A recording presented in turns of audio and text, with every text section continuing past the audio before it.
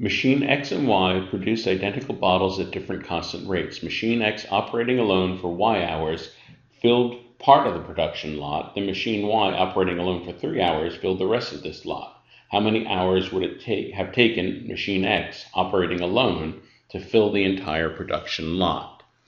So I'm going to use X for the rate of machine X and Y for the rate of machine Y.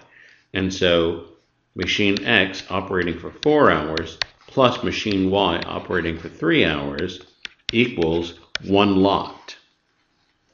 But here we'd have to know something about the relative size of X and Y in order to be able to figure out how long it would take X to work alone. So statement number 1 tells us, actually gives us a numerical value, X equals 30 bottles per minute.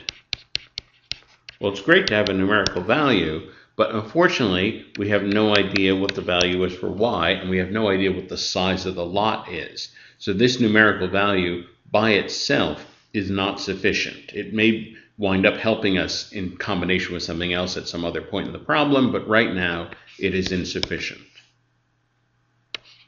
Now forget statement number 1. Statement number 2 tells us machine X produced twice as many bottles in 4 hours as machine Y produced in 3 hours. So machine X in 4 hours, what that produced equaled twice of what machine Y was able to produce in 3 hours.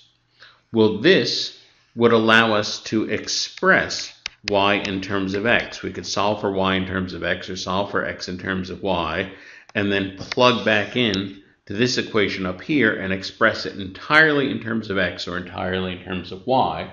That would allow us to figure out the time it would have taken for X operating alone to finish 1 lot. So this statement by itself is completely sufficient. Statement number 1 is insufficient. Statement number 2 is sufficient. Answer choice B.